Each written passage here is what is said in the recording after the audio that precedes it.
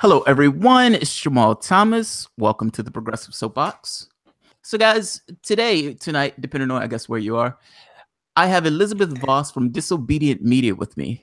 She is awesome journalist. I'm just going to let her introduce herself. Elizabeth, please tell everyone hi. Hi, thank you for having me. I'm really honored and humbled to be here. I've watched a number of your interviews and they're always awesome. And yeah, I'm Elizabeth Voss. I'm editor in chief of Disobedient Media. And we just, we're a little news outlet that tries to present things that either the legacy press doesn't want to cover or that they cover incorrectly. So we do our best to fill in where we can. And that's what I love about Disobedient Media. So, and I've told people multiple times that I've done multiple articles. Let me make sure we're up and make sure there's no weirdness. I don't want I've done videos in the past where I've done the entire video and someone says, "Dude, we can't hear you." It's like, oh yeah. Bastard. Yeah, definitely don't want that. Or an interview I did where there was a lot of playback and I had no idea until after the interview. Yeah, no, it's definitely best to make sure it's working before that type of thing happens. Oh, those are the worst. Those are the worst. All right, so there we go. Good. I'm seeing moving and shaking, so that sounds good. And let me check my audio one last time.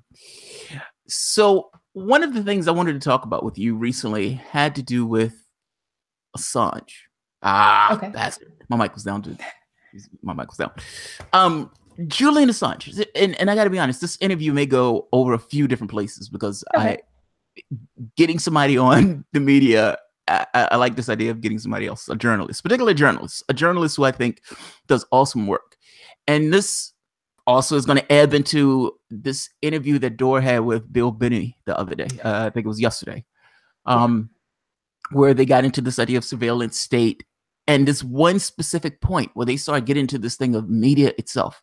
Like, well, screw it. Let's jump to that because it's the first thing that's on my mind and it's the thing I want to talk about. And there's a lot that I want to talk about. So Jimmy Dore has a conversation with Bill Binney. Bill Binney is with the NSA, I think he said, for like 30 years. Now, Jimmy Dore is like, he's dumbfounded by this. He's like, I don't understand. This seems like a big deal. Why doesn't media cover this? And I think this goes into why there even needs to be a disobedient media in the first place. So why do you cover what you cover? And why don't other media cover what you cover? If that makes sense, if I'm asking it right. Yeah, and unfortunately, I have not been able to watch that brilliant interview from what I've heard yet. It's the first thing on my to-do list. But I've written about Bill Binney before, especially when he was attacked for questioning the Russian hacking narrative. I greatly respect him. I love Jimmy Dore, both amazing people. I think that one of the major reasons that disobedient media is needed is that the legacy press, as it stands, is both corporate and it is in a large way enmeshed with what we know as the military-industrial complex or the deep state, or if you just want to sum it up as unelected powers, whatever. But both of those, both the corporate backing and the backing of those, unelected powers, make it. It makes legacy press act as a mouthpiece of the state and the mouthpiece of plutocracy, and that means that you have to have independent media that is not backed by those powers come in and actually do the critique that the legacy press was supposed to do. Unfortunately, that's just how it stands at the moment. It sounds like you're saying that if you're paying somebody a paycheck, then that person is going to be obsequious to the person who's giving them the paycheck. That's what it sounds like. Yeah, and even 20 years ago, I think that's always been a problem. But as you know, over the last decades, we've had newspapers, like local newspapers, that have all been bought out by larger conglomerates. So you have this concentration of control in a few hands, whereas in media 30 years ago, you would have a local paper that owned itself. And so there was more diversity in thought. And now, your local, your next door neighbor is a blogging, and that has replaced the local paper. It's the internet has given us the ability to replace that function. So I find that to be fascinating. Like that's an amazingly fascinating thing. I mean, think of all of the stories that people have their unique niches.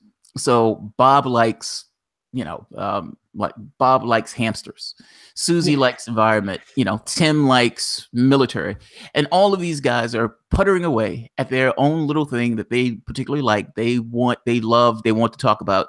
and you find this group of people who aggregate around them who also want to talk about hamsters and the military and this and that, and you have their own little media sources. I mean, I find it to be amazing, and particularly when you're talking about trying to undermine this kind of conglomeration of power that's associated with the way media is now. Definitely.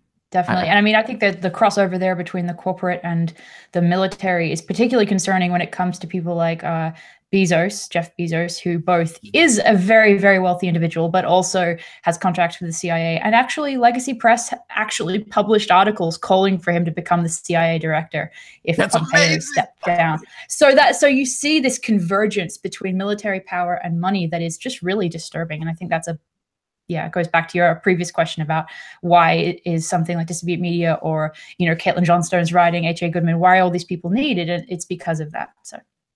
Yeah, I agree. I love the writing. So the second question becomes, if media is aware of this, and I guess it's not the second question, but you know what I mean. If the media is aware of this, because I often think, well, in that interview, Bill Binney brought something up that I've been talking about, the FISA court. There's this thing of you have the secret court that 99.7% of the time, if a request is made, that quote unquote court, they call it a court. I have no idea why they call it a court, as if something is being adjudicated. They're rubber stamp. That they can essentially strip away the person's Fourth Amendment rights. That's what's, it disappears. Now, Binney was making this point that, look, media knows about this. Media goes along with this. Media, for all intents and purposes, doesn't bring this stuff up. He would call it in cahoots. Do you think they've drunk the Kool-Aid, or do you think he's right? Like, do you think it's one of those things? Like, I've seen Chuck Todd, and I think to myself, there's no way he could be this oblivious, where this other stuff just happens. Like, I give you a perfect example. So, United States goes into a country, kills 1 million people, Iraq War. Now, anyone else who's looking at this says, wait a minute, the president of the United States just lied to the rest of the population and has just gone into a country. And the consequences of that has been 1 million people being killed, in addition to all of these other people fleeing into other sites, destabilizing the Middle East. Exactly. And right. Now, the media looks at this and says, well, the United States was doing what the United States could do. Are they really that oblivious? Can they be that oblivious? Or do you honestly believe they just see it and it's this kind of Noam Chomsky, it's state media? I think that there's a really poisonous combination of both a culture amongst those people where they all hang out with each other, and their culture is pro-war, I think, and pro-establishment talking points, and so there's an echo chamber in which they exist. And also, I think to some extent they are definitely complicit in a lot of this, for sure. Unfortunately, I mean, you could not state some of the statements that they make without being aware of the implications. It's just not possible. So. It's amazing to me. And then there's this other weird argument. Let's go to Assange for a moment. So Julian Assange is in an Ecuadorian embassy, if I'm not mistaken, for 7 years. I think it's 7 years. I may be off on the number, but for a very long time. Now, he originally was put there because he was fleeing extradition on something that he thought was a bogus charge, and he thought that they were trying to extradite him back to the United States. You've been following what they've done recently in regards to the court proceedings. Can you explain, I guess, a basic explanation of what's been going on with Assange and a basic explanation of what's been going on recently in regards to the court proceedings that they've been having about the UK and whether or not he's going to remain there? Well, first of all, I think it's important to just take one step back and say, that anything in regards to WikiLeaks is always extremely complex and also extremely misrepresented by the corporate media completely. So it's very difficult if you're a well-intentioned, independent-minded journalist to accurately report on anything to do with WikiLeaks, even the smallest of issues, because of both the complexity and the corruption that is, the apparatus that are aimed at attacking them. But recently, basically, you had a UK judge, a magistrate who was very much connected to the UK military interests herself. And as Craig Murray did a fantastic write-up about that in the wake of the ruling. And it basically upheld the decision by that judge, who had a conflict of interest, upheld the British warrant arrest against Assange that was based on the Swedish investigation into sexual abuse allegations, that one of which was retracted, but never produced any charges, no criminal charges whatsoever. So that investigation was dropped last year. But and from information we have from Stephanie Maritzi, a fantastic, amazing journalist, we know that the Swedish authorities wanted to drop that investigation much earlier in 2013, and the UK pressured them not to drop it. So it seems that what this was a cover for the real reason that he's kept in the embassy, which is the interest of the UK and US military and intelligence interests. So when what she ruled was that despite the fact that Sweden had dropped its investigation and the basis for that warrant was gone, that the UK warrant against Assange for skipping bail would stand, and that was in the public interest. And that's something I had a huge problem with, because it's thousands and thousands of pounds every single day is spent on policing him in the embassy. And so to argue that that's in the public interest is absolutely ridiculous. It's absurd. And that's why it was such an important moment, even though it was not a good outcome as far as his legal team. I think it's an important, clear crystallization of the corruption aimed at him and keeping him in that situation. And so it was an opportunity for the public to really rally around him and support him against that, as opposed to it being even a narrative of a Swedish investigation anymore. That's amazing. That's absolutely amazing. And I'm realizing, as you're telling me this, I'm saying, I was like, well, yeah, I mean, the Swedish charges weren't necessarily fulfilled. I mean, they dropped the Swedish charges, and yet they're still holding. There were no charges. There were allegations. There were never even charges. Yeah. But they dropped, they dropped the investigation completely. And so the warrant in the UK that he's still being technically held on, or that he would be arrested for skipping bail in regards to, is still in existence. And the real impetus for that, as far as I understand it, is that what it does is it covers for any sort of secret extradition order that may be in place from the US. Yeah. So that's the subtext of a lot of this. Yeah. So essentially, as long as that extradition order stays in place, not extradition order, I'm sorry, as long as they can, the arrest with a fig warrant, leaf, right? As long as with a fig leaf, the UK can stay there and say, well, look, we keep them in. I mean, we're supposed to keep them in. The courts say that we can keep them in. The US extradition order can kind of lurk behind the scenes. It's not necessarily clarified that this particular exactly. That would bring that out into the light, and then the situation would completely change, as we were talking about earlier, from a situation of allegations of abuse by Assange. It would turn into a fight between a publisher being extradited to the US, and the entire issue being a case of freedom of speech and of publishing and freedom of the press versus a extremely corrupt US deep state. So that's a narrative that they don't want to have to expose to the light, and that's why you see the result that we saw earlier in his case. So that's amazing. I've always made this perspective that if it's like, how do you know what your government is doing if nobody's telling you what your government is doing? And certainly you have governments, just in general, have a vested interest in covering this idea of waste, fraud, and abuse. You have a lot of people looking at them. They don't, like anybody else, they don't necessarily want their failings and foibles and fuck-ups to be exposed to the public. And so it's easy to say state secrets. Now, Assange comes out and says, well, wait a minute. It's not fair that the government can do this stuff in shadows and get away with it. I mean, because, it's like the Snowden thing, or if it's like, it's like the Snowden thing. Snowden is a great example. You have illegal behavior taking place by the United States government. Court says this is illegal behavior and you guys need to stop it. There's no way to know that. Like, it is impossible to know that. The government is not going to tell on itself. It's like, so how do you know it unless you either have some kind of law or regulation that allows the stuff to be exposed to the light, or B, you have something else to expose it. Am I wrong in thinking that WikiLeaks is vitally important? Like, it's not just this guy is in an Ecuadorian embassy. There is a larger context to the fact that he is in an Ecuadorian embassy, and there is massively important, particularly if you're talking about media and if you're talking about this idea of knowing what your government is doing. Oh, is she still there? Are you still there? Hello, hello. Oh, sure. Signal might have dropped out. So the funny part about this is oh, there you are. You're back. Hello, hello. I kind of see you. she'll be back, which works it out. She'll be back. what I'm getting at here is, look, I had a conversation with a guy, a friend of mine, who's in the military, and him and I got into this back and forth on this whole idea of Julian Assange. He was used to be in the military, and his thought was, "Oh, they should just kill that guy." I was like, "What do you mean they should just kill that guy? What the hell are you talking about?"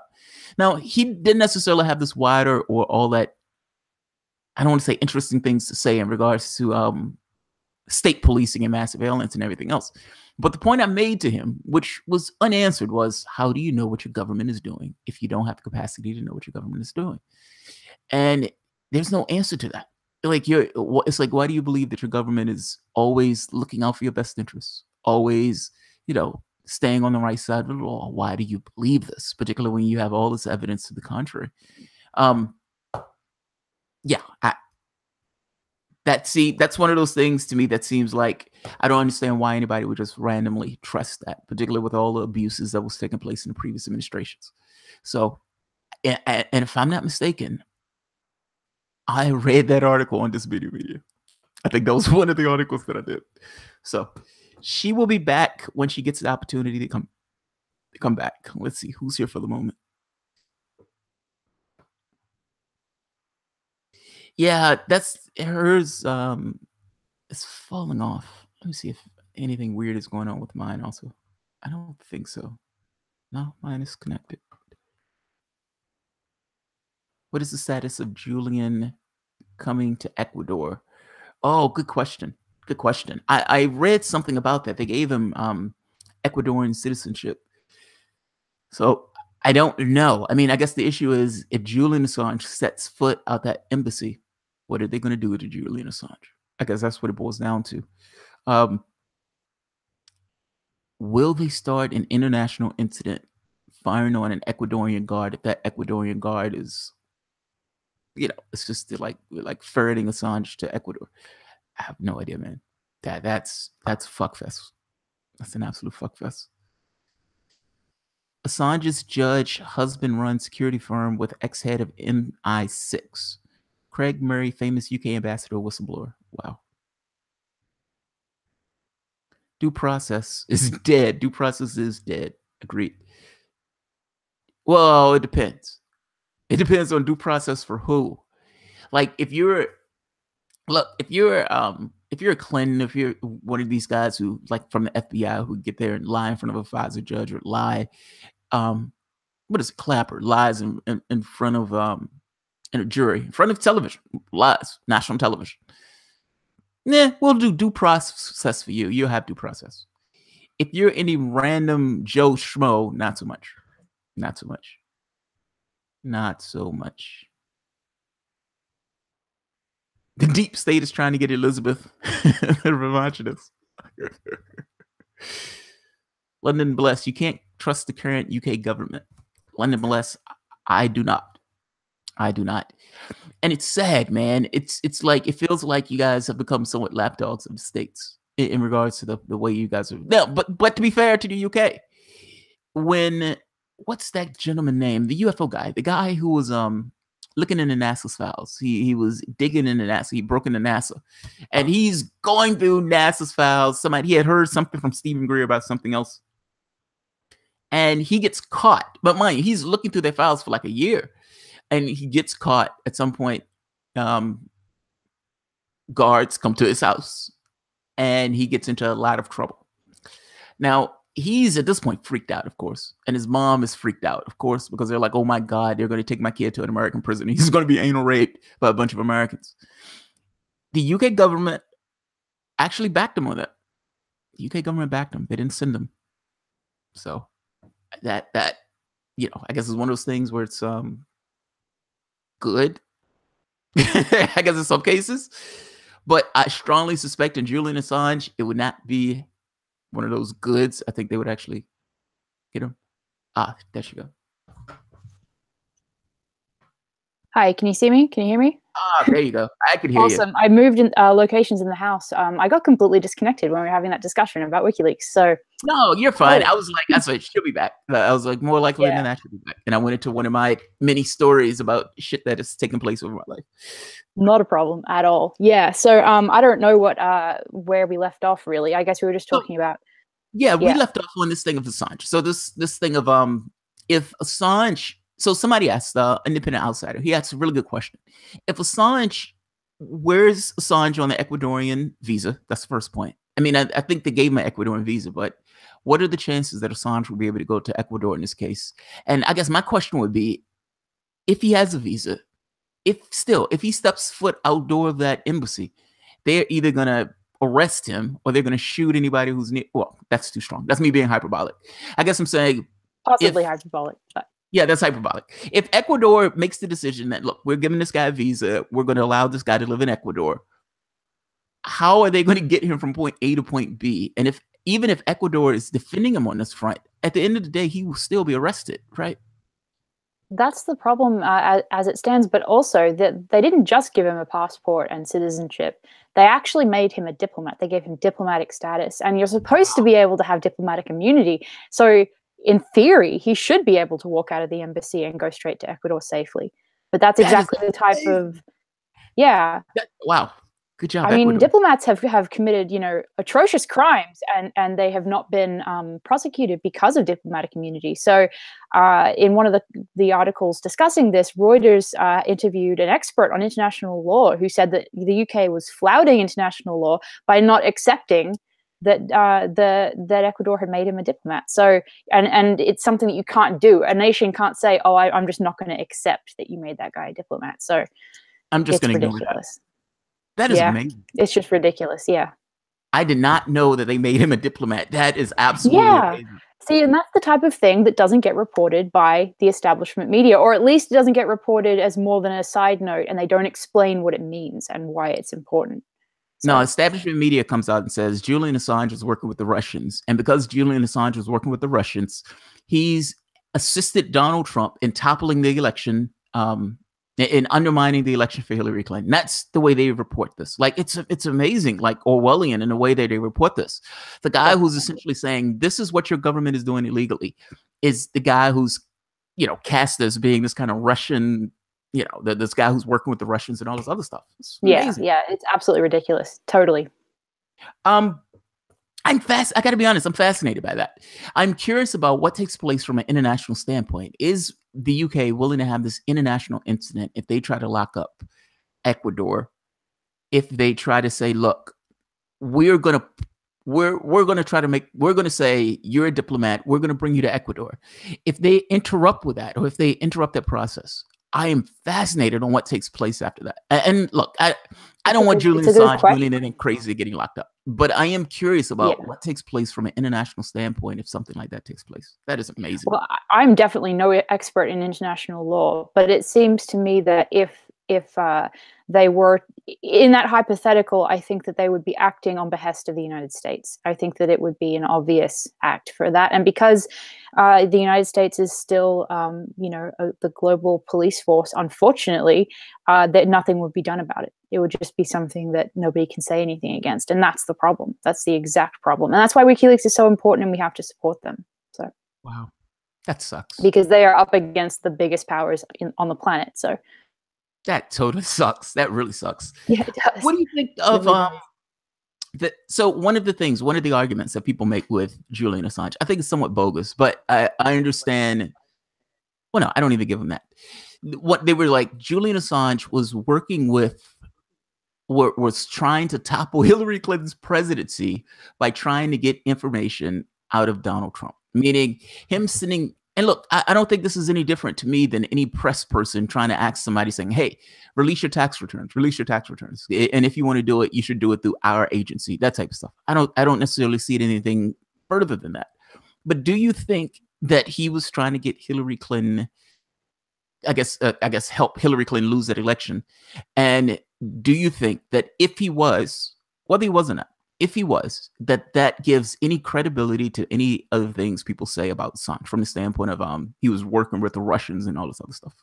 No, I think it's just one more example in a string of examples of information being taken out of context, misrepresented completely, and then lies being added to the misrepresentation and taken out of context. And I think that, that's one example. There are hundreds and hundreds of examples of similar stuff.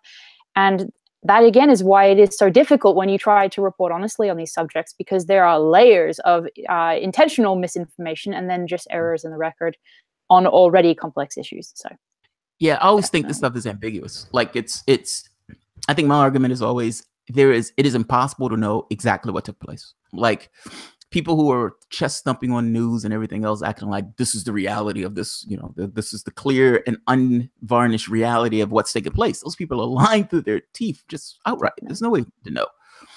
Wow, that's amazing. So this red hysteria here in the United States, since we're talking about Julian Assange in this case, how has your paper covered this? I've read a few of your articles on it, but there's no way to keep account of everything. I'm shuffling through the news just as virtue of this particular position. But how have you guys covered this? And how have you guys taken on this thing of, like you said, you call yourself disobedient media? Have you taken on the aspect of how do we try to inject, I guess, reality and context into the batshit craziness that's taking place from the standpoint of the hysteria of media in this? Yeah.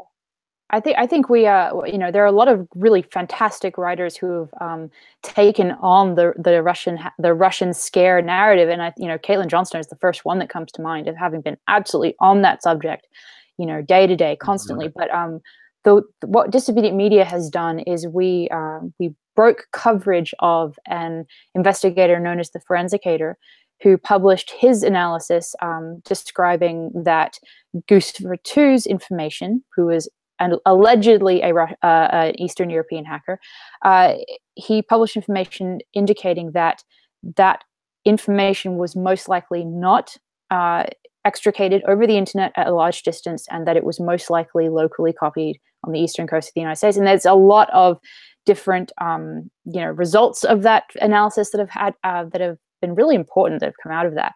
But majorly, what it showed, but a lot of people misunderstand what that was. What it showed was that the allegations that Russia hacked the DNC based on Guccifer II being a Russian hacker, that was incorrect. It didn't show that, for example, that Seth Rich leaked to WikiLeaks. It's not commenting on what WikiLeaks published. It's commenting on what was published by the alleged hacker Guccifer II. And then my other colleague, Adam Carter, has written extensively on the fact that Guccifer II was most likely an invented persona that was intended to misrepresent and smear WikiLeaks' publication of the DNC emails. So it's very complicated, but that's some of the coverage that we've done of important issues related to it.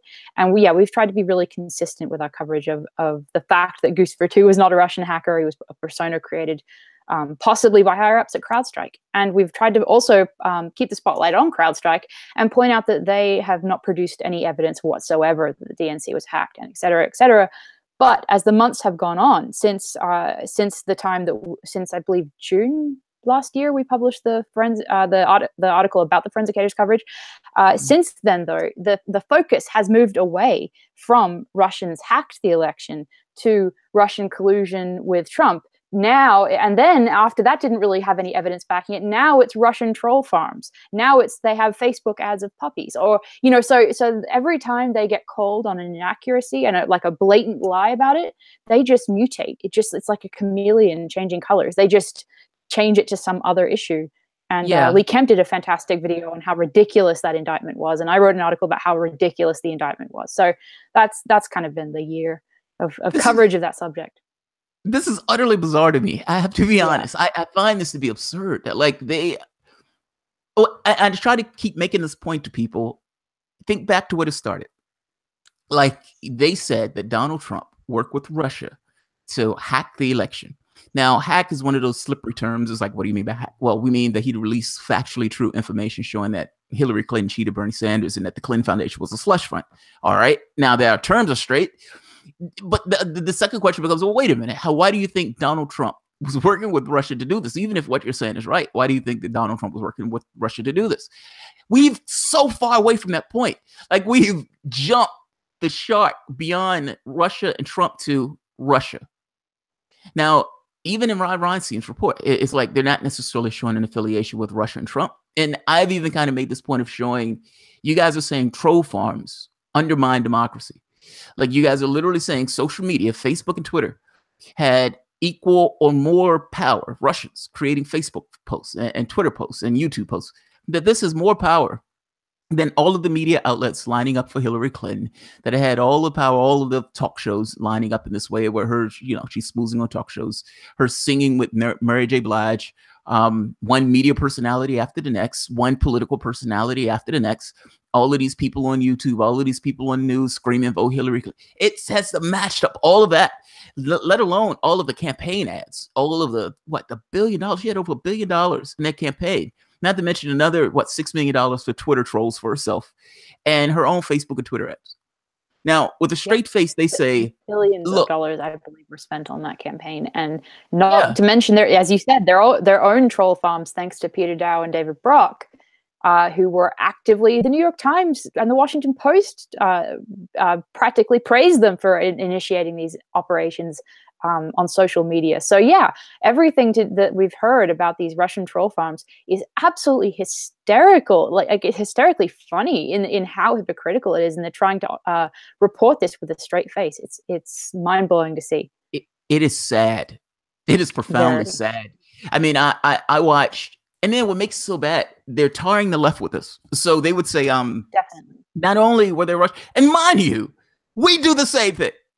Like it's one thing if somebody is this kind of paragon of virtue, where the person is saying, look, I am above all of this stuff and you guys need to cut it out.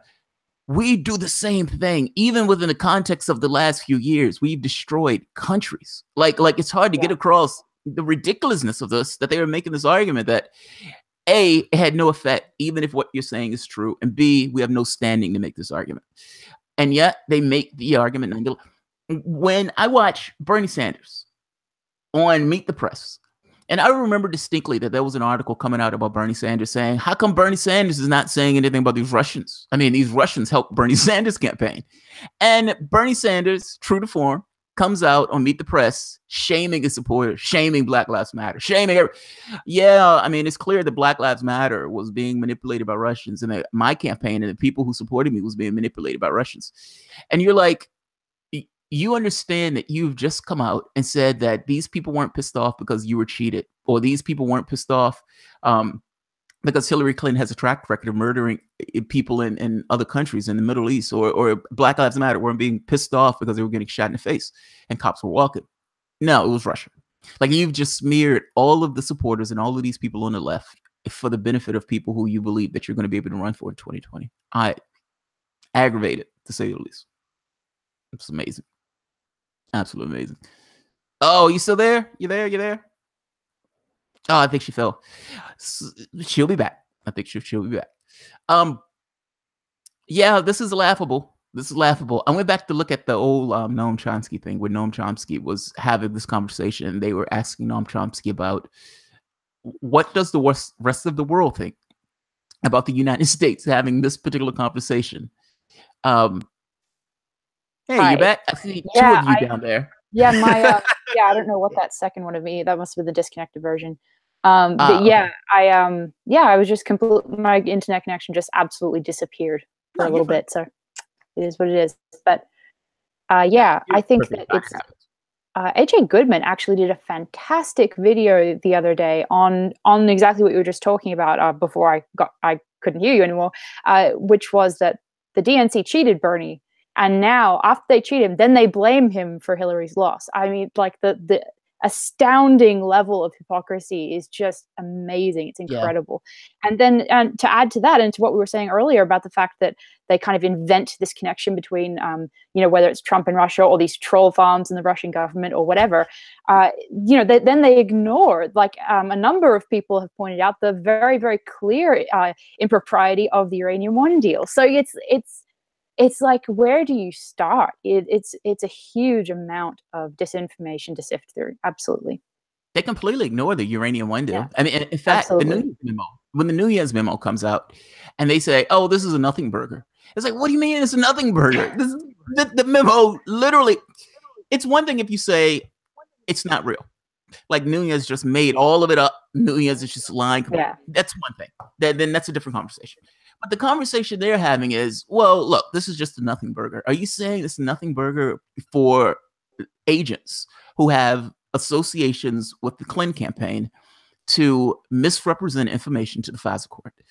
And they're like, well, I mean, you mean what? I mean, that's exactly what took place. And they're like, yeah, that's a nothing burger, man. Yeah. We need to focus on Trump and Russia. We need to focus on Trump and Russia. You guys are bringing up this other stuff. Yeah, we no, need to focus on Trump and Russia. ridiculous. It is amazing. Completely. Not to mention this aspect of selective justice. So Hillary Clinton could get money from Saudi Arabia, no issue. She can get money from these other governments. I think the other one was Morocco, no issue. She can be involved in Russia, meaning Rostam, from the uranium one thing, no issue. They have a FBI informant who's out there now screaming at the top of his lungs that he was being silenced by Loretta Lynch, and then ultimately that he was being paid in order to get money to the Clinton Foundation. Like, this is the stuff that's out, and they say that's nothing. That's a nothing burger. Yeah, there's nothing to see there. Exactly. Focus on Trump and Russia. Can you imagine? Can you imagine though if there was a foundation that had done this type of thing and it was the media was actually trying to focus on that? Like, what a different world we would be living in. But the problem is that the Clintons a lot of time. Yeah, go ahead. Imagine if it was Trump. No, I'm just saying. Imagine if it was Trump. You're saying if the media was looking into it. Imagine if instead of the Clinton Foundation, it was the Trump Foundation, and imagine if everything else was exactly the same with the people just being different, one being Clinton and one being Trump. It would be a completely different world. And I have I think there are a lot of really genuine, legitimate critiques to be made of Trump's presidency. Absolutely. I just think that the Russian narrative is giving an excuse to not talk about them. And because a lot of the issues like the pro-war, stuff with Syria, all of that, and raising tensions with Iran, a lot of that is the same thing that the establishment would have had under Hillary. It's the stuff that they want to protect. And so you have this distraction of, like, through an invented red herring narrative that gives you an excuse to attack Trump without actually getting anything done, and also as an excuse to censor people, whether it's left, right, in between, whatever, that are anti-establishment. That's what the Russian hacking narrative has done. It's allowed Facebook to censor independent media. It's allowed Twitter to censor everyone, and we just had this Twitter lockout recently. So there is a real consequence of these lies, but it's against us and not against Trump. And it's definitely not holding him accountable on the stuff that he needs to be held accountable for. So yeah, I keep saying we're supporting that particular narrative punches the left in the face. Yeah, like I think that's why I thought it was so shameful for Sanders to come out and do it. People gave me shit about it, saying it's like, oh, dude, you're not standing by Sanders, man. It was like, what are you talking about standing by Sanders? Sanders is throwing these people under the bus. Yeah, and then look at Jill Stein. Compare that with Jill Stein and her amazing MSNBC interview with. Yeah, that was incredible. Fantastic. I could put that on rewind. I could put that on rewind. Jill Stein was in that moment. I mean, granted, beforehand, I was perfectly proud to vote for Jill Stein, but in that moment, it's one of those moments where you're like, "That's why I voted for that woman. That's why I voted for that woman." It's all worth it. That's why I voted for that woman, because her appearance was awesome. Like, she was like, "I am holding my shape.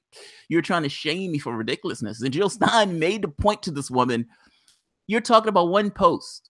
You're talking about one post. That's what you're talking about. The conversation you're having with me now is about one Facebook post." And you would think that most people would say, fair enough.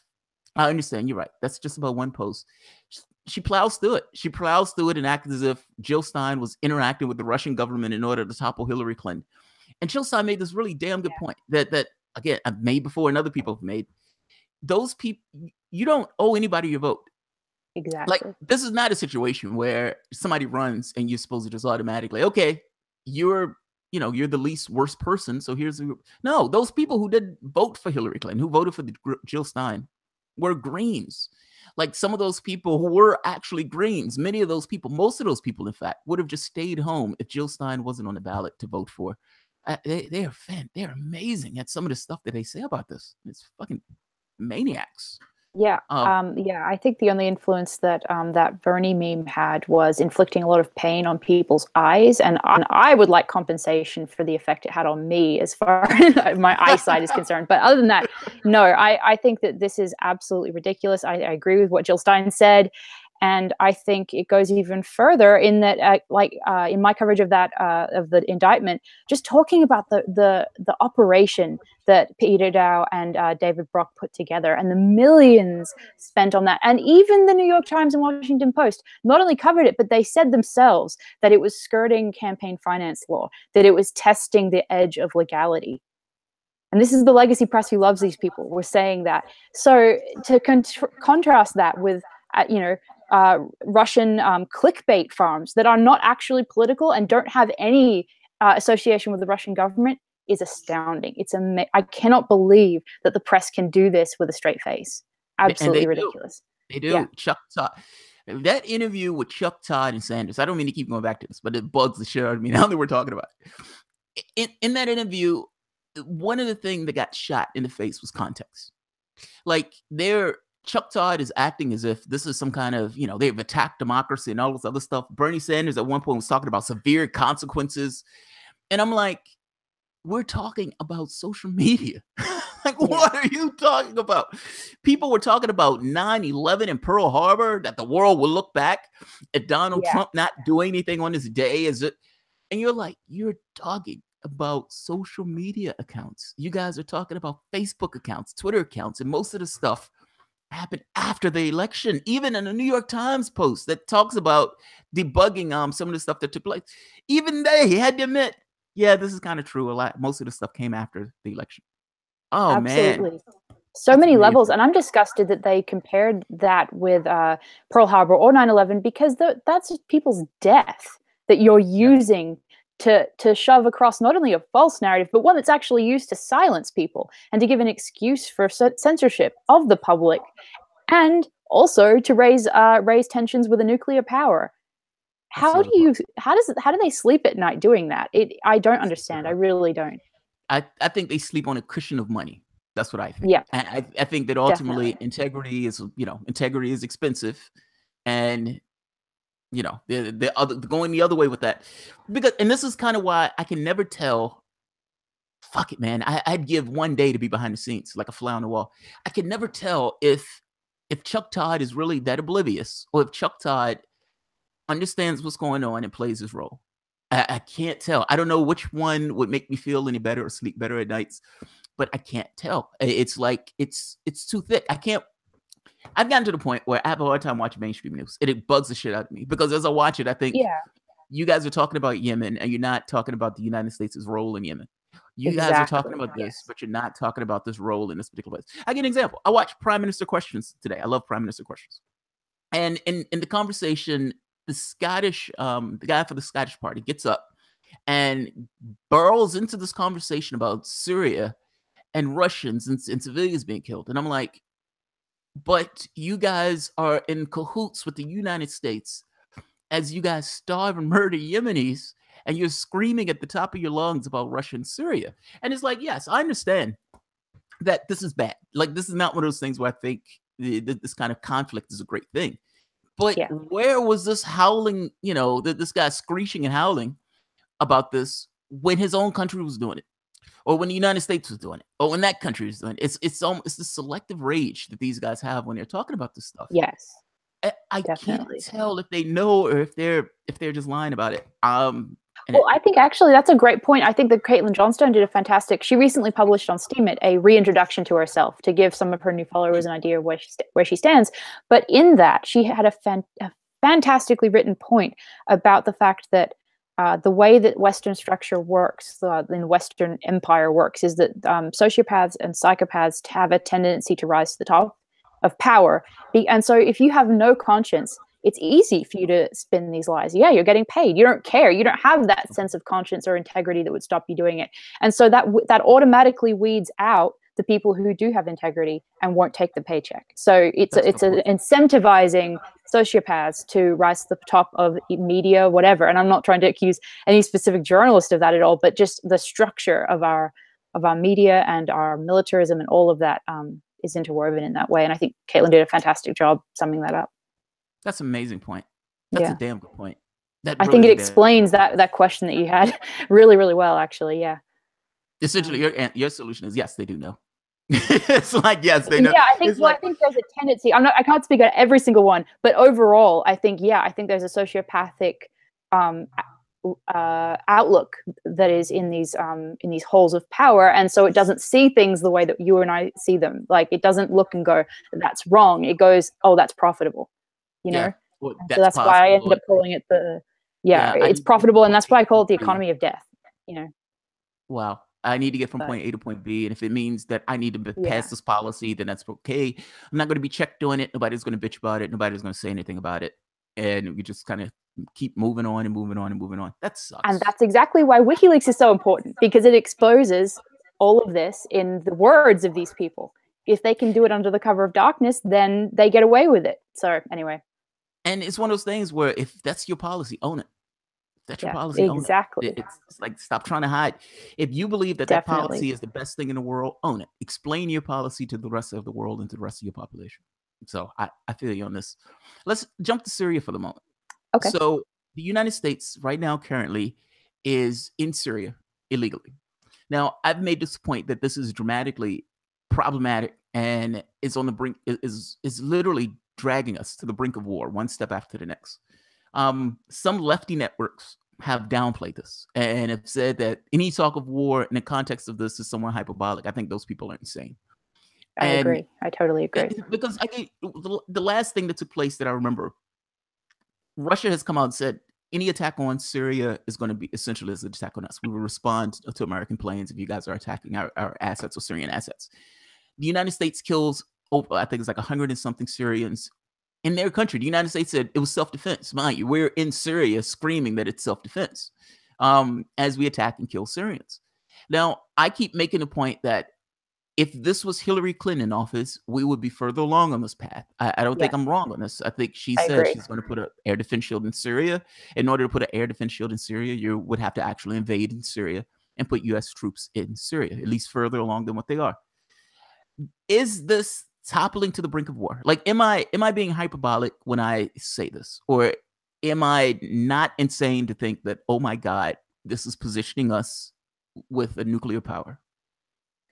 I don't think you're being hyperbolic. I think it's extremely worrying. And I think that there's no way to tell how this is going to turn out, but to downplay the importance of it and the dangerousness of it is really, really unwise. And I think whether it's from the left or anywhere else, being in denial about the danger here is really, really a problem. So it's really good if independent media can step up and blow the whistle about how dangerous this is at the moment, for sure. Independent media have not been doing that. Well, not fully. Yeah. I mean, some has been screaming about this. Others have been using this again as this thing they hit Trump on. This thing of in fact, they've been doing the opposite. So they would say if Trump does anything in Syria, they would say, "Oh my God, he's a Russian plant," and that's evidence that he's a Russian plant because he pulled us back from the brink of war with Russia. Like, they've been using this weird argument that anything that he does that's positive in Syria, it doesn't matter that what he's doing is positive in Syria. It matters more along the lines that he's doing it because of Russia. Such a weird perspective to take on this stuff. Yeah, such a weird perspective to take on this stuff. Yeah, so, I think that I think that perspective you describe is a real problem for sure, definitely. So local politics, so meaning not local, but we've been talking about other countries, so we're getting back to the United States. Yeah.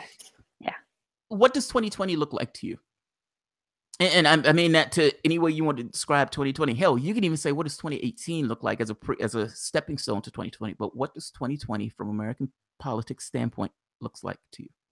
It looks like a just as bad, if not worse, as what we saw in 2016 and before, in the sense that the Democrats have not learned anything from their mistakes. They've shown over and over and over again that they are not going to change. And because their base will not support that level of corruption, they're going to lose again and again and again until they can actually change.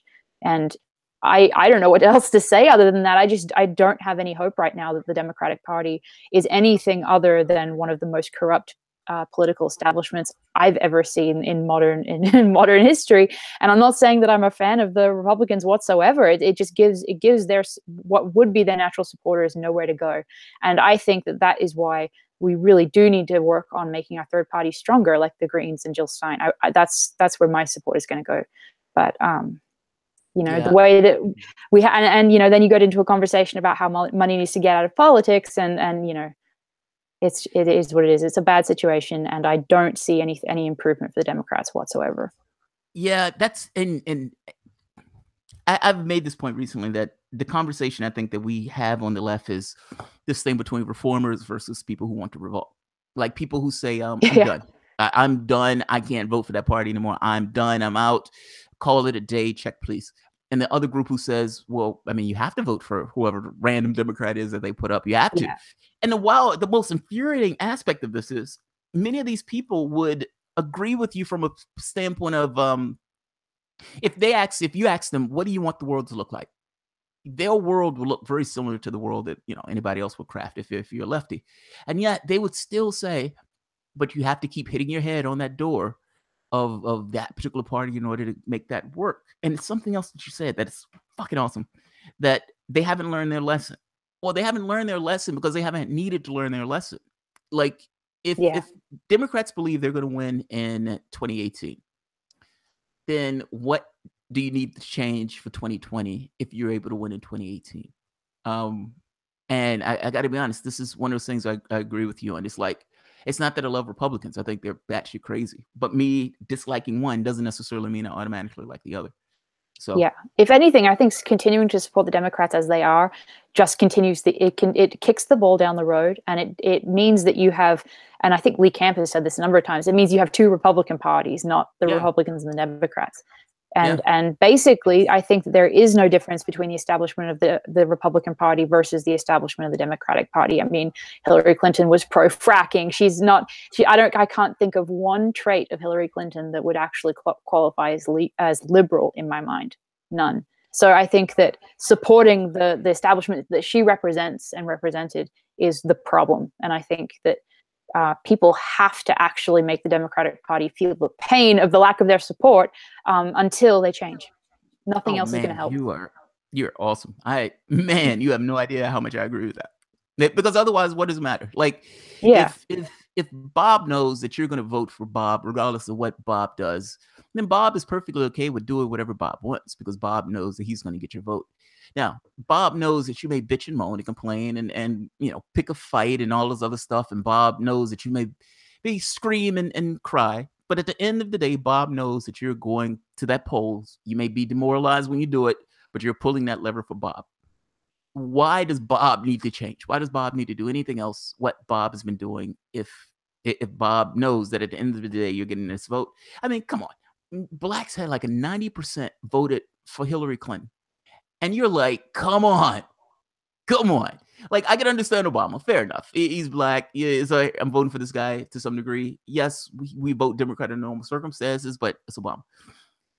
What's the draw for Hillary Clinton? Same thing with Hispanics, the same thing with workers. It's like, it's voting out of fear. It's voting out this thing of, we're terrified of the other guy, so we're going to give this guy our vote. I guess my problem with this is, I think you're right that they haven't learned anything. And because they haven't learned anything, you're back to where you were before. It's almost like you're back to your starting point.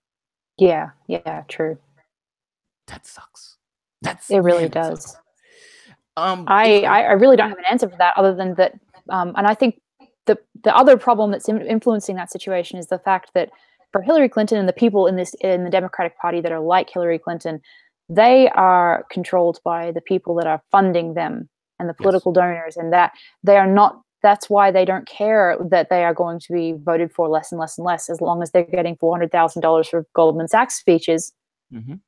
They are not going to change and that's where you get to the fundamental overall point, which is that America is not a democracy. It's not a democratic republic. It is a plutocracy. And even a Princeton study, I've written about this a lot of times, but this Princeton study shows that that money buys political influence, obviously in America, much more than the mass opinion of the public does. So the way that we function now is who has the most for their campaign and all that. So that, I think that is the huge thing that prevents change for the Democratic Party. If they actually did have to rely on people's vote, they would change, but they don't have to.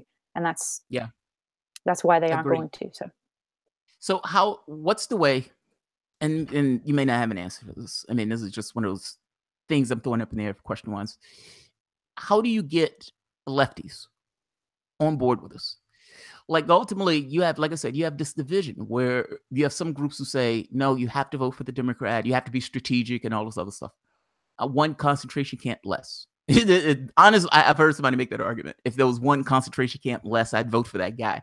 So how do you get them to realize that building that one concentration camp less consistently make sure you have a concentration camp? And I guess, is it even possible to break them out of that? What's the thing to get them out of that? What are the words that, if you wanted to make that case, how do you make that case? I am at a loss for words. I don't know how to make that case. I think that when you are so firmly rooted in your view being fed to you by the establishment press, there really is not a good way to address that establishment-based worldview. I almost I treat people that are stuck in that mindset as almost like cult members, because it's like they're completely locked in this outlook that is impossible to really address without them just kind of experiencing the pain of cognitive dissonance being challenged, and then they lash out based on that discomfort at you, the messenger, the person that's causing that discomfort, by challenging their cognitive dissonance. So I don't see a good answer to that. I don't know, other than a friend of mine who came over to the apartment. I hadn't seen him in years, and he comes over and he plows into Trump and Russia, like right off the bat, and I'm like, okay, can you prove that this took place? And he's like, well, yeah, Donald Trump said he wanted information from Russians. Yeah, but that's not really collusion. I mean, you're saying that there was collusion between the two. What are you using for collusion? And then it says, well, there were Twitter and Facebook ads. So you're saying that the Twitter and Facebook ads amounted to what you're saying has been the thing that toppled the democracy. Well, I mean, it had a large impact. Okay, what was the number of impact? And as you go down this path, you're like, the rabbit hole. Yeah, you're like, I've lost you. Like, I'm asking you for something very basic. Can you demonstrate to me that what you're saying of the world is true? I mean, you're positioning us with a nuclear power nation. You're literally getting us closer and closer to war. The very least that I'm asking you is, can you show it? Whether you could show it or not was besides the point. Donald Trump was a maniac. Donald Trump was a horrible guy. Donald Trump eats puppies. And so anything else that's related to that, that's all that matters. Man, I have no idea how to make that argument. Like, I made the argument before, showing this historical context of, we keep sliding to the right, and that if they're right, that, after Clinton, after Gore, after John Kerry, after Obama, that if you're right, then you should be able to see this kind of movement or shift to the left or something. You haven't seen any of that. You've seen us move further and further and further to the right. Exactly. So I guess this gets kind of grim then, because if nothing changes, unfortunately, it does. that gets grim. Because I'm stuck with this mindset of, if I tend to think people function on this idea of the society they're in, like that beings in a system is almost like software program in a sense, meaning that they need the society itself in order to kind of push them to act in a particular way. It goes based on incentives of the society. I don't know how to change the society without changing the incentives of that society. And that gets this weird spot of, then that means that things just kind of careen into a particularly bad place. I guess this is what gets back to disobedient media, though. I mean, there's something out there that has woken people up. And at some point, somebody sees something that jars them, like you said, it's cognitive dissonance, where they're like, wait a minute, my understanding of the world can't be true if this is also true. Definitely. I think this is where you come in. I think this is where you come in. I think this is where this kind of independent media that comes into place and saying, look, there's another way of viewing the world than just the way that we have currently, or that you have this kind of mainstream view of thought. I know what I wanted to ask. There was something else. In one of your earlier questions, you mentioned this thing of deep state. What do you think the deep state is? Do you believe in this? And if so, explain what that is. Some people think I'm crazy for saying for the way. The word deep state is both overused and irritating, because it sounds very conspiracy theory like, I guess. But I think that whether you use that phrase or the military industrial complex, the fundamental characteristics of what is being described there are not just one intelligence agency, but the ruling figures in those intelligence agencies, and the narrative that comes out of that conglomeration, and then also its interaction with, as we talked about before, the media and a whole lot of other, think tanks, NGOs, all of this kind of, cancer in our political establishment. And the real fundamental quality of that, when you say deep state, what you mean is the unelected powers. You mean the people that have power in our country, but who have never been elected. There are no term limits. There are no accountability. There is no accountability. And it's the same machine that drove that beat the drum for the Iraq War in 2002, leading into 2003. So it's something that seems much more difficult to address than something like the corruption in the Democratic Party, because it's, as you know, the fundamental nature of it is that it's not something that we have power over as a public. So that's interesting. No, that makes sense. Essentially, this guy gets hired through this particular presidency, and that guy stays in office between presidencies, because he's kind of rooted in. Do you? One of the things that Benny brought up in that conversation with Dora was this idea of Trump being the sheriff. Now, I laughed at this when I heard this. I think I said I almost fell out my chair. But Benny was saying that the politicians are looking at checking the power of the FBI and the NSA because that power has been now turned on them. Meaning, it's one thing if they're like, we found, Elizabeth DeVos doing this on this particular date, and we gave this information on to get DeVos in trouble. Well, nobody really cares about that. Your audience cares about that. But I'm just saying it's not this larger thing of outrage per se. Whereas now it's, well, they're checking Donald Trump. I mean, they're tapping Donald Trump. And Donald Trump is looking at this like, what the hell? This is supposed to be for other people, not for me, for Donald Trump. Do you think, Benny said he gave it like an 80-20. Do you think there's any chance at all for Donald Trump to get pissed off by this because they're pinching his ego, using the apparatus of state to go after him in this way? That he will clean house?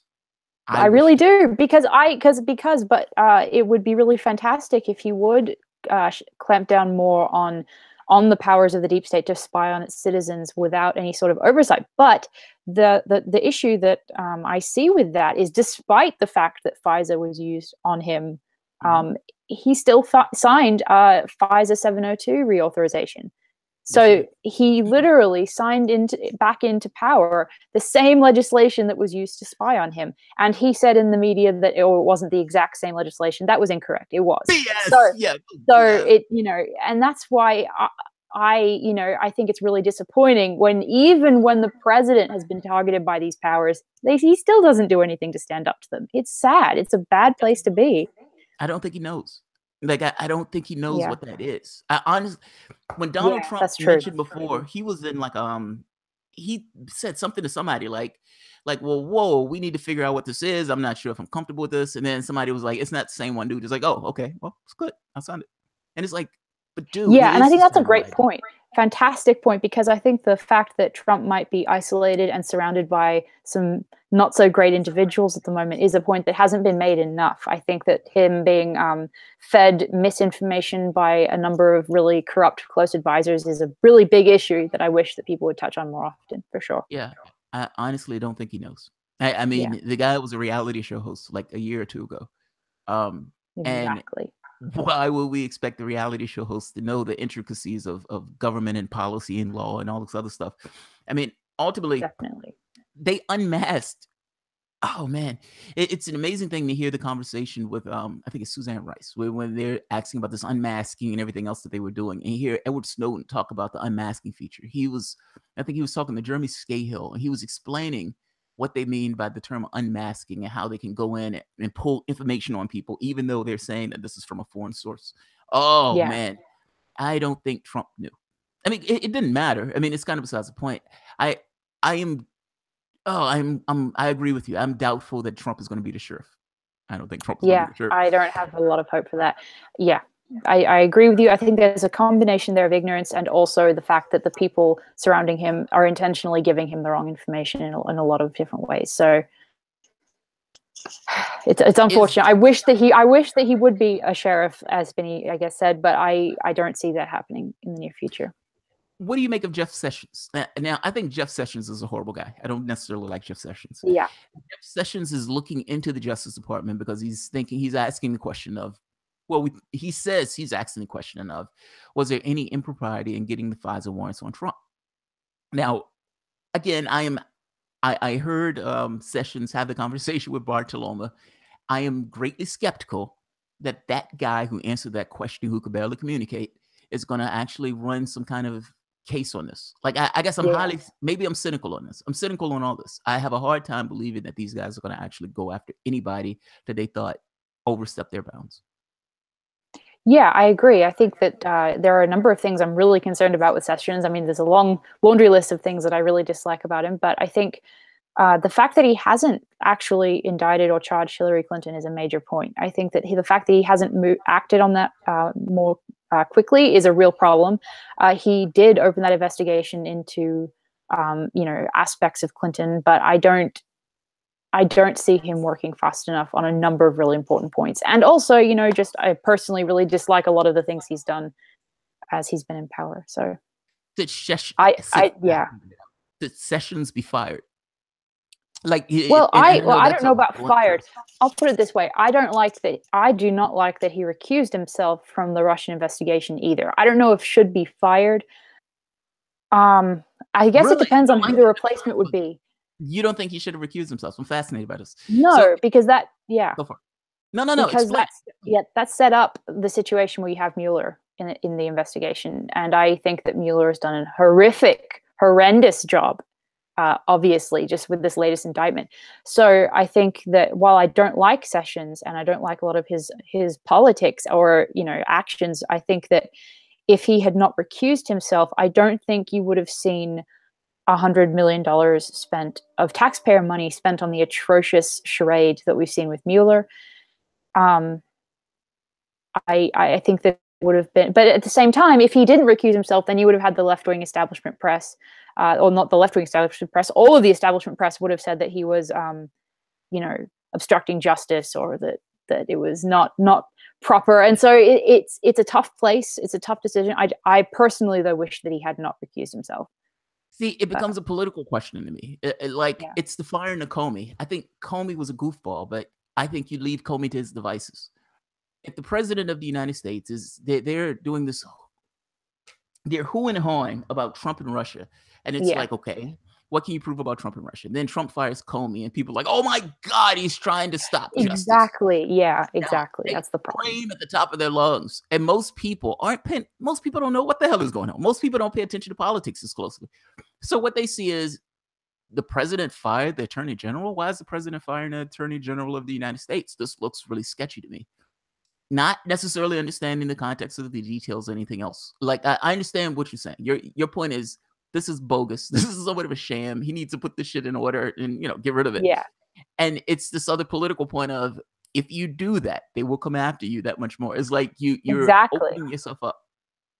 Yeah. Exactly. No, it's an impossible, on that point, it is an impossible situation. So I understand why he did, but I wish that he hadn't. And yeah, I totally see what you're saying. I agree completely.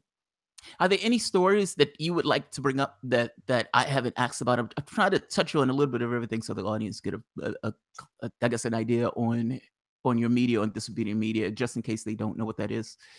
Is there something else that we haven't mentioned that you want to discuss? Just thinking a moment.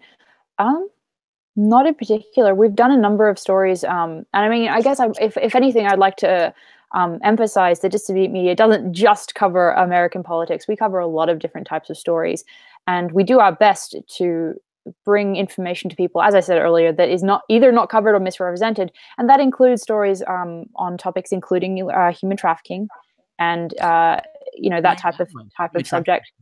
But I don't want to change the tenor of the entire conversation we've had and get off on a completely new subject.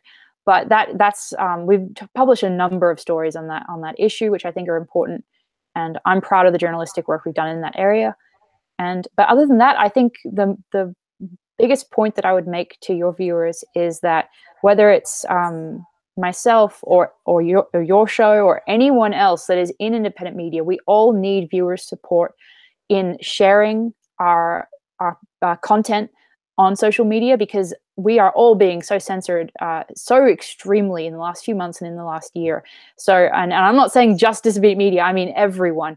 So I think the biggest takeaway is if you enjoy what Disobedient Media or independent media does, please share it, because that is just as much important as $1 on Patreon, which also really helps.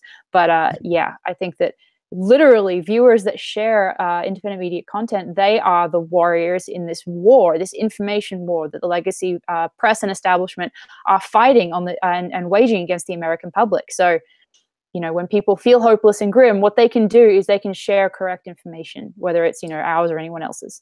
So, and that's what it is. I mean, it really is. I mean, it's funny. It's like, I guess I've really never paid attention to it until I got doing the channel itself. yeah. And you start seeing it a little bit more, like peel back the layers of some of the stuff that comes out where you're like, yeah, they're lying on that. No, they're not telling the truth on that. Yeah, they're leaving out context, which gives, it's not even that you always like, sometimes a story would be done and they would give information about the story. They would give details about the story, but they leave out context. And so because of context, it's pushes you in a particular way. A perfect example, Rachel Maddow. Rachel Maddow has, along with a lot of lefty journalists, have ended up on my shit list. And what I realized was Maddow would get on her show and she would say all sorts of stuff about Republicans and ignore Democrats in the process. Now, if you're just looking at her show and you're not paying attention to anything else, and you're, you know, MSNBC and that's your ballpark, you would come to the conclusion that Republicans are horrible, Republicans are bad, Republicans are, and Democrats are your saviors. And if that's true, then you've come away with the wrong, you've come away with the wrong information, or at the very least, you're so contextually off that what you think is true is not necessarily true at all. And I think that a huge amount of money and energy is spent on people like Rachel Maddow and a lot of others in upholding that false dichotomy between the left and the right, when the establishment of both parties is the same. It's the same monster. But a huge amount of energy is therefore spent by the media creating this hysteria of, no, there really is a difference between us and the Republicans. They have to create that so that people don't understand that it's actually plutocrats versus the masses. That's the theater that goes on with that. And I understand too why people don't see that when they, you know, they're working 2-3 jobs to pay the rent to stay in their homes and can barely look after their kids, and they're trying to get food on the table. I don't blame people for not having time to sit down and really sift through the disinformation. And again, that's why it becomes so important for people to share good information when they can, because it is understandably hard to access for people. I get annoyed sometimes when I'm covering news and I'm like, those fucking idiots. And it's not right for me to say. It's so bad for me to say. I'm sorry, I'm laughing at it. No, you're fine. It's bad for me to say. It is. It's bad for me to say. I shouldn't say it. I used to be one of those fucking idiots. Like I remember this conversation I had with this guy I used to work with. And I used to support Obama at this point, and he was not. Like, he was not on board. Like, he was a lefty before I knew what a lefty was. And the guy, he makes us one point after the next where he's like, you understand they're locking in whistleblowers using Espionage Act. Why haven't they closed up Guantanamo? Why is this guy over there murdering people abroad? Why are they? And you're like, he's like, why did they let homeowners go bust? And at the end of the conversation, you're like, I don't like what that guy said, but that guy's not lying to me. It's that. Now, that doesn't necessarily make me change my point of view. My point of view is still as is. But something he said, at some point, it's just like, okay, this guy's not lying to me. But yeah, I can't connect the dots yet. It's not there yet. It's not where you kind of break through the mold of it yet. And somewhere along the way, you hit your head on something, whatever that something is. And it creates this kind of thing of, wait a minute, if my view of the world is right, this wouldn't be the way things are. Like, exactly. It doesn't work. The way I think the stuff doesn't work. And you're right. It's about class. I mean, ultimately, all this, to me, this is the lens I look at the world through. But it boils down to class. It's whatever they're trying to make up about identity and all this other stuff is just there to obfuscate for issues of class. And they act as if identity is some kind of separate and distinct from issues of class. It's not. Those things are related to one another. But there's a very distinct reason why they talk about one and they don't talk about the other. Very true. I agree with you on this, man. Do you have a moment for questions? Just let me see if anybody has any. But do you have? Sure, absolutely. Okay. Definitely. Let's see. Guys, if you have any questions, feel free to ask. Now, if I am not mistaken, I've seen your YouTube show. And this was... Yeah. So though, now on this YouTube show, that was somebody else that you do the show with. Her, Susie, is that the name? Susie Dawson. Yes, she's wonderful. She's fantastic. She is a journalist. She is an activist, and she is the current leader of the Internet Party of New Zealand. She's amazing. We collaborate, and we spontaneously were just talking one day, and she said, "Oh, well, I'm going to go do this project I'm doing called Decipher." And then she just off the top of her head was like, "Do you want to join me?" Because we were just in a Zoom chat already, and I was like, "Okay." So we just literally off the cuff started collaborating on Decipher You.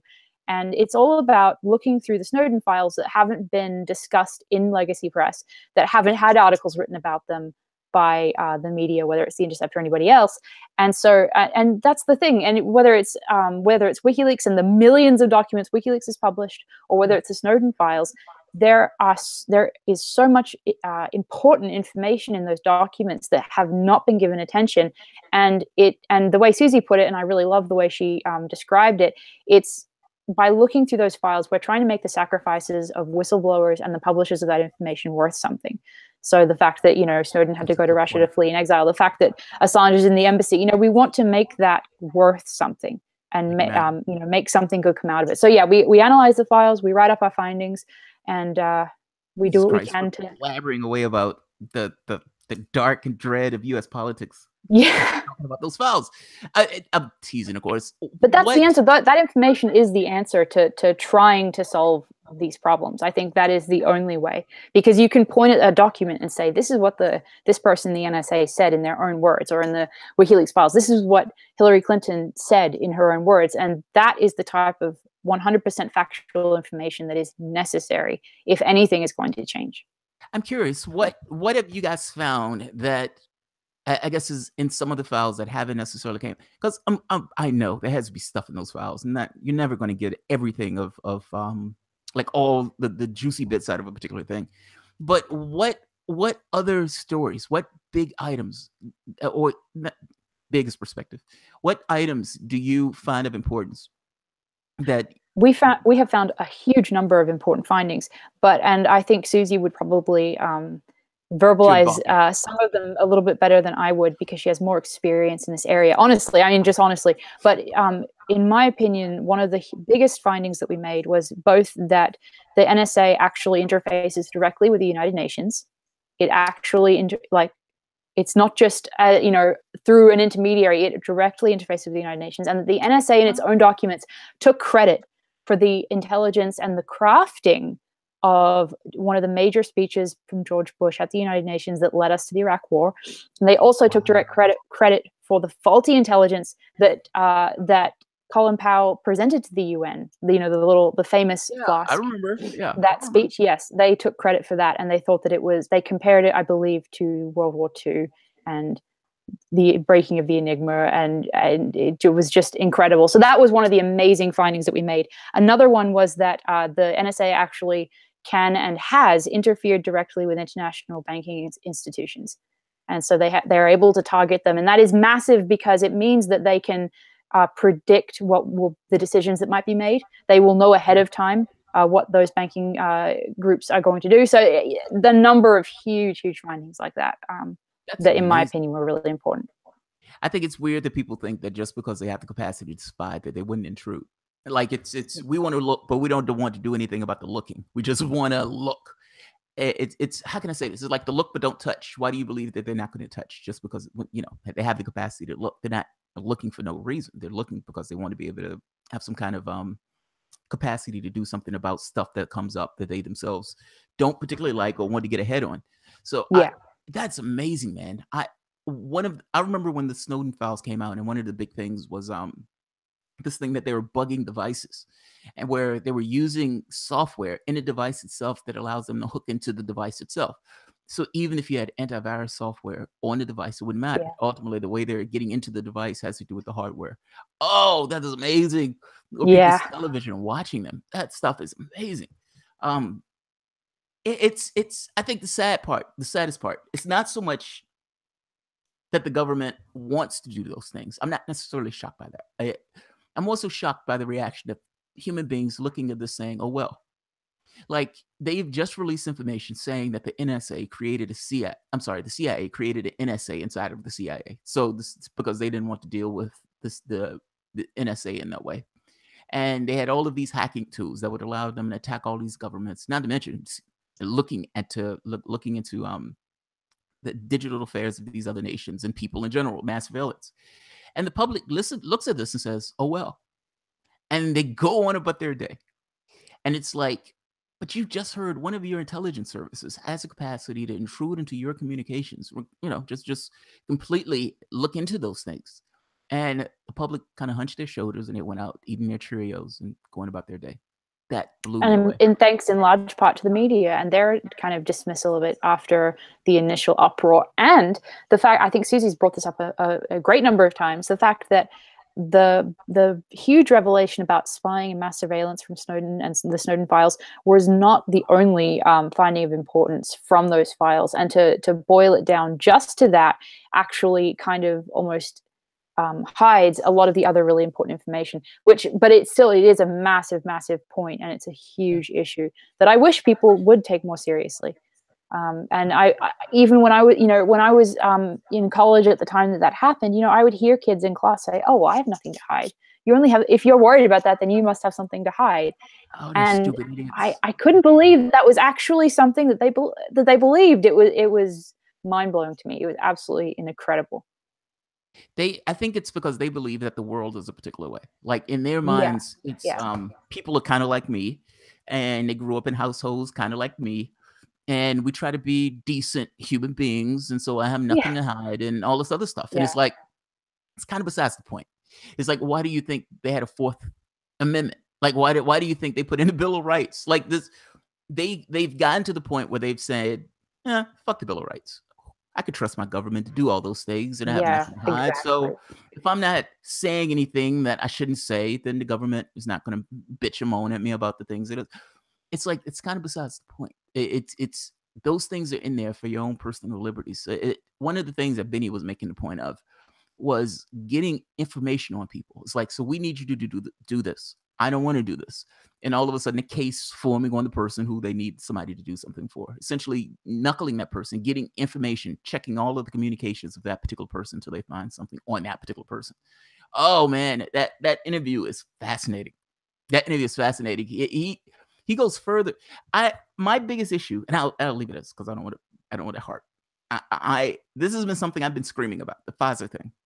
My biggest thing was, it's you have a president of the United States who was spied upon by the prior administration. Well, however you want to put it, whether you want to say Obama had anything to do with it or not, at the very least, there were elements in the FBI that made a decision to spy on that particular person. Now, what they used in order to spy on that person was a Pfizer warrant. Now, the Pfizer warrant was from a secret court.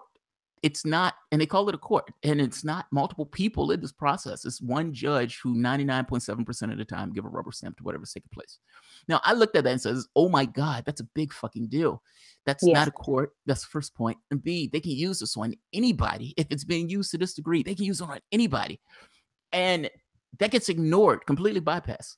Now, I made the second point that in addition to this secret court being in effect, that information is being passed to other agencies throughout the U.S. government. Now, I didn't realize how bad this was, though, until Benny kind of put this in perspective, where Benny is saying some of the stuff that's being used, the way they're creating cases on people, with the pretext of the cases being created being this kind of secret information. That's amazing, man. Yeah, it is. And my colleague Kenneth Whittle did an amazing article about that issue specifically, and about the fact that they actually falsified the way in which they said the information had been proven. Like they invented a secondary source for the information that was actually just relying on the primary source. And there's all sorts of problems with that particular case, but in general, it's very, very disturbing. I agree. And that's why I was really surprised and angered to see Trump actually sign off on the same exact legislation that was used against him.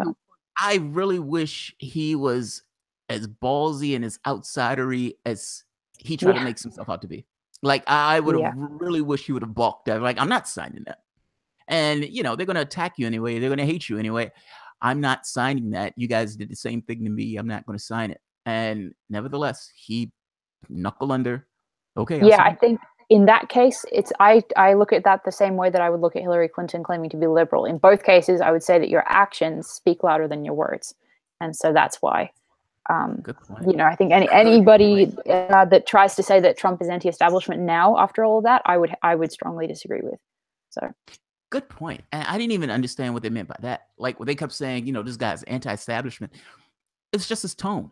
Like what they're talking about when they're saying anti-establishment, they're talking about his tone. They're not talking about what he does. So it's like you get in, you pass a tax cut. Is that anti-establishment, giving plutocrats more cash at the expense of everybody else? Doesn't look like it. Exactly. Yeah. What about the police state stuff? Yeah. Doesn't look like it. What about more war? Doesn't look like it. It looks like Donald Trump is the same thing that he's always been. The only difference is he would get on Twitter and he would browbeat people on Twitter, or he'll say bad things to people on Twitter. That's it. That's it. Like all of these people are screaming at the top of their lungs as if Donald Trump is something fundamentally different. Donald Trump is a Republican. That's all Donald Trump is. It really is. Oh, someone that mentions Bitcoin. Have you guys covered any stories? Oh, yeah.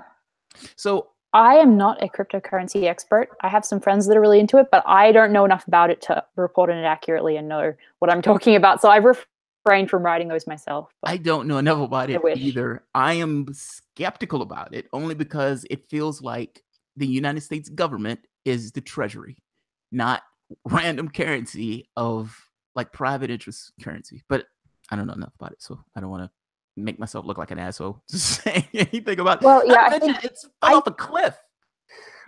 I think what it is, I mean, like, for example, WikiLeaks invested in Bitcoin and Assange called it the real Occupy Wall Street, actually, at one point. Yes. And so what you see is basically what Bitcoin is to me. And I am very much wanting to emphasize that I don't know enough about this to be like definitive. I'm not saying that this is completely correct. But in my opinion, it represents an anti-establishment movement in currency and moving away from the controlled currency that we already have dealt with for years and years and years.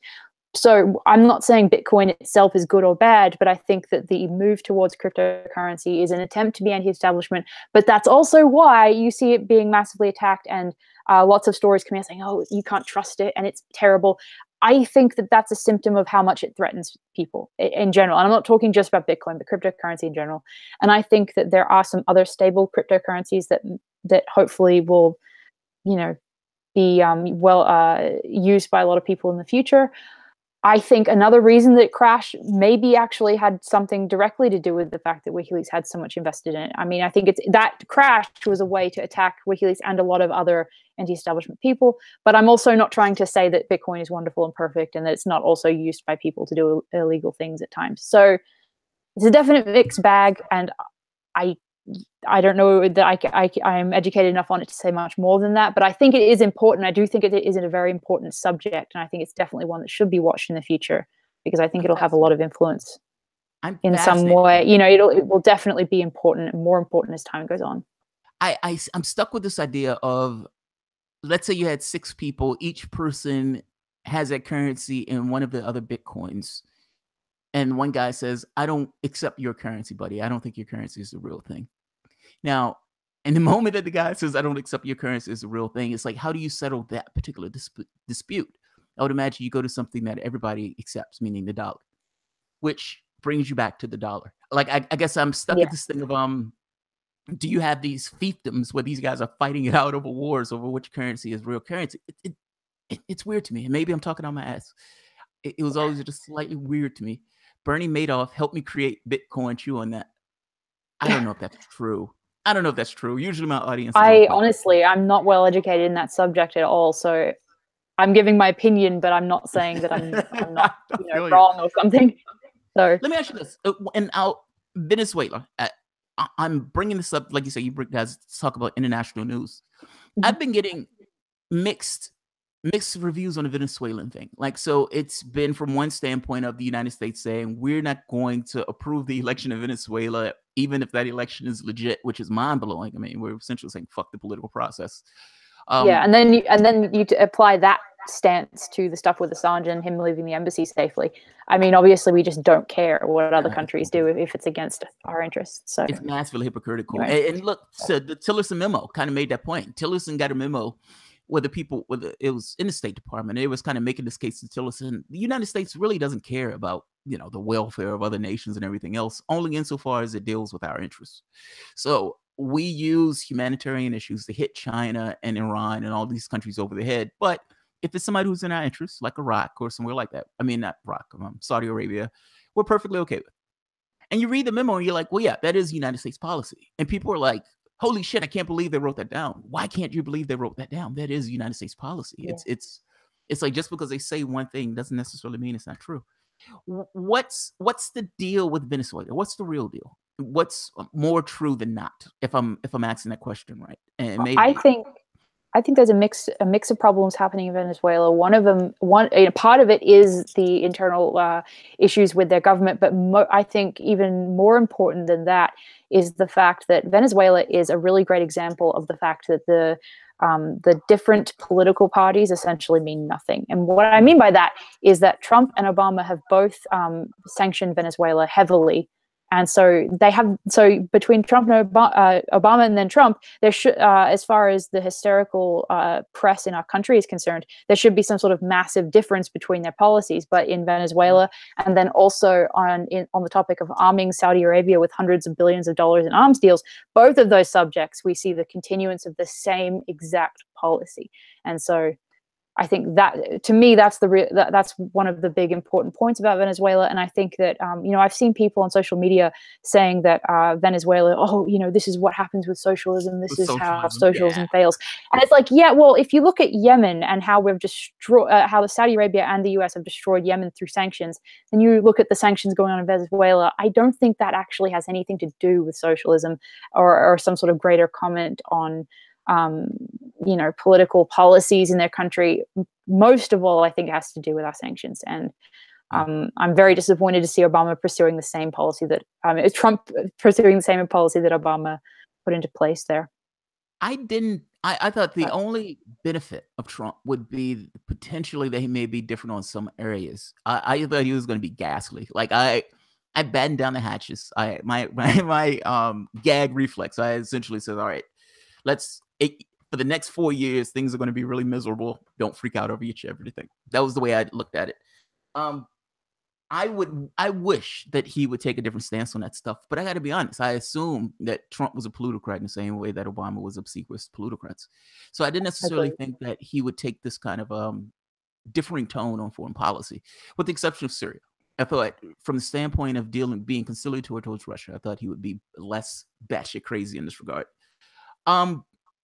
And yes, I've seen those ads where people are saying, well, this is socialism. This is what socialism does to the country. And that's what I have a problem with. Yeah.